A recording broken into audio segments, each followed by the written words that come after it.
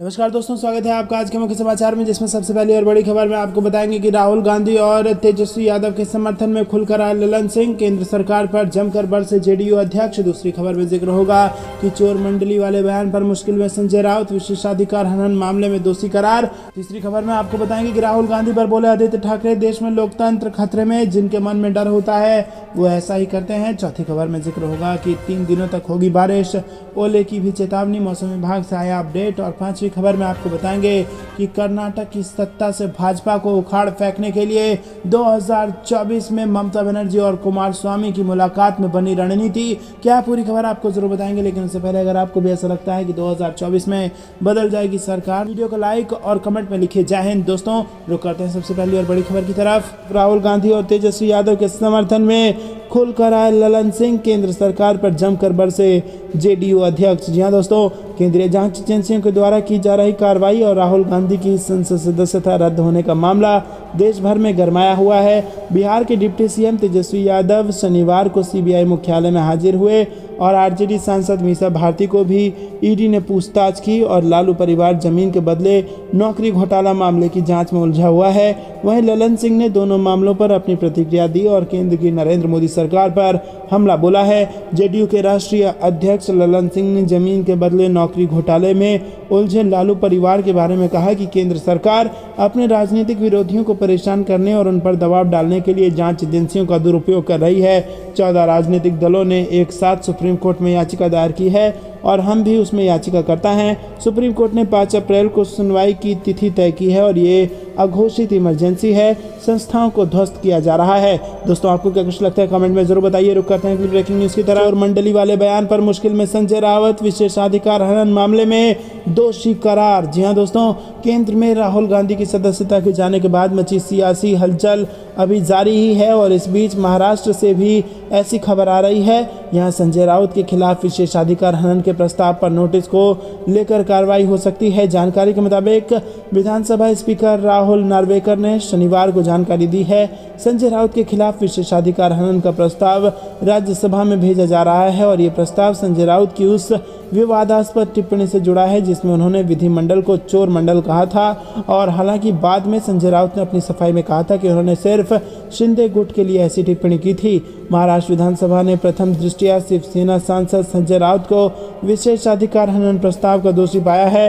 विधानमंडल में चोरों का गिरोह है, उसकी ऐसी टिप्पणी के बाद उनके खिलाफ उल्लंघन का प्रस्ताव रखा गया था। रुक करते हैं अगली ब्रेकिंग न्यूज की तरफ।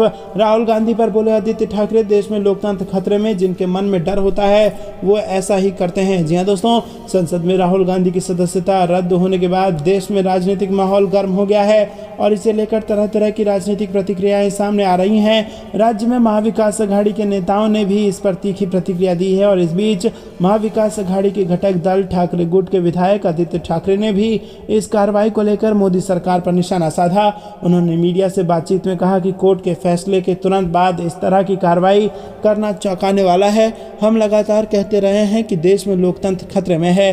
ठाकरे ने साफ तौर पर कहा कि आज की कार्रवाई से ये साफ हो गया है कि जिन लोगों के मन में डर होता है वो ऐसा ही करते हैं। उन्होंने साफ तौर पर कहा कि आज की गई कार्रवाई केवल राहुल गांधी तक ही सीमित नहीं बल्कि देश में लोकतंत्र की दृष्टि से महत्वपूर्ण है। और इसके अलावा आदित्य ने राज्य की एकनाथ शिंदे सरकार पर भी निशाना साधा और कहा कि सरकार द्वारा किसानों से जुड़े मुद्दों का समाधान नहीं किया गया। सदन में मंत्रियों की गैर मौजूदगी एक बड़ा मुद्दा था जिसकी वजह से कई बार सदन की कार्रवाई रोकनी पड़ी। दोस्तों, रुक करते हैं अगली ब्रेकिंग न्यूज की तरफ। 3 दिनों तक होगी बारिश, ओले की भी चेतावनी, मौसम विभाग से आया ये अपडेट। जी हां दोस्तों, राजधानी दिल्ली समेत देश भर के ज्यादातर राज्यों में इन दिनों जमकर बारिश हो रही है और इसके अलावा कई जगह ओले पड़ने की वजह से किसान परेशान हैं। मौसम विभाग ने उत्तर भारत के राज्यों के लिए तारीख की जानकारी दे दी है जब से बारिश, आंधी तूफान और ओलावृष्टि में कमी आएगी।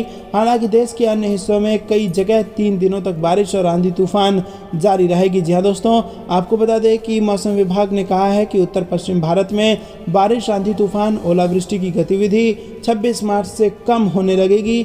हालांकि शनिवार को झमाझम बारिश होती रही। और बता दें कि उत्तर पश्चिम भारत में पश्चिम हिमालयी क्षेत्र के अलावा पंजाब, हरियाणा, चंडीगढ़, दिल्ली, पश्चिम उत्तर प्रदेश, पूर्वी उत्तर प्रदेश, पश्चिमी राजस्थान, पूर्वी राजस्थान के हिस्से आते हैं। और उधर नॉर्थ ईस्ट, मध्य और दक्षिण भारत में अगले 3 दिनों तक भारी बारिश को राहत मिलने वाली नहीं है। दोस्तों रुक करते हैं अगली ब्रेकिंग न्यूज की तरफ। 2024 में कर्नाटक से बीजेपी को हटाने की रणनीति, ममता बनर्जी ने कुमार स्वामी से की मुलाकात। जी हाँ दोस्तों, आपको बता दें कि 2024 के लोकसभा चुनाव से पहले विपक्षी गठबंधन बनाने की ममता बनर्जी की प्रक्रिया कुछ और तेज हो गई है। और इस दिन कर्नाटक के पूर्व मुख्यमंत्री और जेडीएस नेता एचडी कुमार स्वामी ने कालीघाट में ममता से मुलाकात की। वहीं आपको बता दें कि सूत्रों के मुताबिक बैठक में गठबंधन की संभावित प्रक्रिया के साथ ही कर्नाटक में आगामी विधानसभा चुनाव पर भी चर्चा हुई। पश्चिम बंगाल की मुख्यमंत्री ममता बनर्जी ने जनता दल के नेता एचडी कुमार स्वामी से शुक्रवार को यहां अपने आवास पर मुलाकात की और कुमार स्वामी शाम करीब 4:50 पर बनर्जी के आवास पर पहुंचे।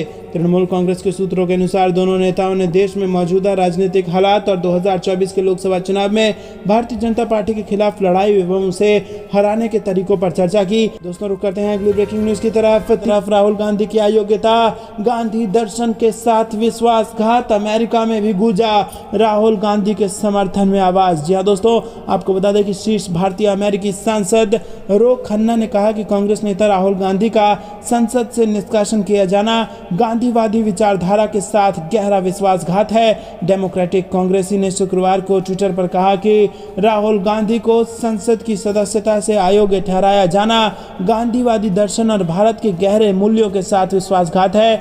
ये वो नहीं है जिसके लिए मेरे दादाजी ने अपनी जिंदगी के कई साल जेल में कुर्बान कर दिए थे। अपने ट्वीट में प्रधानमंत्री नरेंद्र मोदी से इस मामले में हस्तक्षेप करने का अनुरोध करते हुए खन्ना ने कहा कि भारतीय लोकतंत्र के हित के लिए आपके पास इस फैसले को पलटने की शक्ति है। ये ट्वीट न्यूयॉर्क टाइम्स की एक रिपोर्ट की प्रतिक्रिया के रूप में आया जिसमें कहा गया था कि राहुल गांधी का निष्कासन भारतीय राष्ट्रीय कांग्रेस पार्टी के लिए एक सबसे बड़ा झटका है। दोस्तों रुक करते हैं अगली ब्रेकिंग न्यूज की तरफ। इसी से मैं नहीं डरता, सावरकर नहीं गांधी हूँ, सांसदी जाने के बाद राहुल गांधी की 2 टूक। जी हाँ दोस्तों, आपको बता दें कि लोकसभा सदस्य छिन जाने के बाद पहली बार राहुल गांधी ने कांग्रेस मुख्यालय में प्रेस कॉन्फ्रेंस को संबोधित किया और अपने संबोधन में उन्होंने प्रधानमंत्री नरेंद्र मोदी के अलावा लोकसभा अध्यक्ष ओम बिरला पर भी निशाना साधा और आरोप लगाया कि स्पीकर ने उन्हें बोलने का मौका नहीं दिया। 2 बार खत लिखा, तीसरी बार मिला भी, लेकिन वो कहते हैं कि कुछ नहीं कर सकता। मोदी सरनेम पर माफी को लेकर पूरे सवाल के जवाब में राहुल गांधी ने कहा कि मैं किसी से नहीं डरता हूं, सावरकर नहीं गांधी हूं। वहीं कांग्रेस नेता राहुल गांधी ने शनिवार को लोकसभा में अयोग्य ठहराए जाने के बाद पहली बार एक संवाददाता सम्मेलन को संबोधित किया और कहा कि उन्होंने संसद में अडानी के संबंध में केवल एक प्रश्न पूछा था। मैंने केवल एक सवाल पूछा कि अडानी जी का मुख्य काम व्यवसाय है लेकिन पैसा उनका नहीं है। मैं केवल ये जानना चाहता था कि 20,000 करोड़ रुपए किसका है। मैंने मीडिया रिपोर्टों से जानकारी ली और प्रधानमंत्री नरेंद्र मोदी और अडानी के बीच संबंध है या नहीं ये तब से शुरू हुआ जब नरेंद्र मोदी गुजरात के मुख्यमंत्री थे। मैंने हवाई जहाज पर बैठे नरेंद्र मोदी की फोटो दिखाई लेकिन मेरा भाषण हटा दिया गया। मैंने स्पीकर को एक विस्तृत पत्र लिखा था। दोस्तों रुक करते हैं अगली ब्रेकिंग न्यूज की तरफ। अडानी सेवक ने जनसेवक की आवाज दबाने की रची है साजिश, लेकिन ये सवाल देश भर में गूंजेगा, जवाब देना होगा, प्रियंका गांधी का बयान। जी हाँ दोस्तों, आपको बता दें कि कांग्रेस महासचिव प्रियंका गांधी ने एक बार फिर मोदी सरकार पर हमला बोला है। उन्होंने संसद में राहुल गांधी के भाषण का वो हिस्सा ट्वीट किया है जिसमें उन्होंने अडानी के मुद्दे पर सरकार से सवाल किए थे। उन्होंने ट्वीट में कहा कि इन्हीं सवालों के लिए राहुल गांधी जी पर हमला किया जा रहा है। जनता द्वारा चुने हुए जनसेवक ने जनता की तरफ से सवाल पूछे तो अडानी सेवक ने जनसेवक की आवाज़ दबाने की साजिश रच डाली, लेकिन जनता की आवाज़ दबाई नहीं जा सकती। ये सवाल अब देश भर में गूंजेगा और जवाब देना होगा। जी हाँ दोस्तों, इससे पहले शुक्रवार को प्रियंका गांधी ने कहा था कि पीएम मोदी, आपके चमचों ने एक शहीद प्रधानमंत्री के बेटे को देशद्रोही मीर जाफर कहा है। आपके एक मुख्यमंत्री ने सवाल उठाया कि राहुल गांधी का पिता कौन है। कश्मीरी पंडितों के रिवाज निभाते हुए एक बेटा पिता की मृत्यु के बाद पगड़ी पहनता है, अपने परिवार की परंपरा कायम रखता है। उन्होंने दूसरे ट्वीट में लिखा था कि भारतीय संसद में अपने पूरे परिवार और कश्मीरी पंडित समाज का अपमान करते हुए पूछा कि वो नेहरू नाम क्यों नहीं रख लेते, लेकिन आपको किसी जज ने 2 साल की सजा नहीं दी, आपको संसद से डिस्क्वालीफाई भी नहीं किया गया। राहुल गांधी जी ने एक सच्चे देशभक्त की तरह अडानी की लूट पर सवाल उठाया और ये कार्रवाई हो गई। रुक करते हैं अगली ब्रेकिंग न्यूज की तरफ। प्रियंका गांधी का पीएम मोदी पर हमला, हमारी रगों में जो खून दौड़ता है वो आप जैसे कायर तानाशाह के सामने कभी नहीं झुकेगा। जी हाँ दोस्तों, आपको बता दें कांग्रेस नेता राहुल गांधी के वायनाड से संसद की सदस्यता रद्द कर दी गई है और इसको लेकर राजनीतिक गलियारों में हलचल मच गई है। एक तरफ बीजेपी इसका बचाव करती दिख रही है तो वहीं दूसरी तरफ कांग्रेस पार्टी लगातार हमले कर रही है और इसी क्रम में कांग्रेस महासचिव प्रियंका गांधी ने राहुल गांधी का बचाव किया और प्रियंका गांधी ने नरेंद्र मोदी पर सीधा निशाना साधा और कहा कि लूट पर सवाल उठाया तो बौखला गए।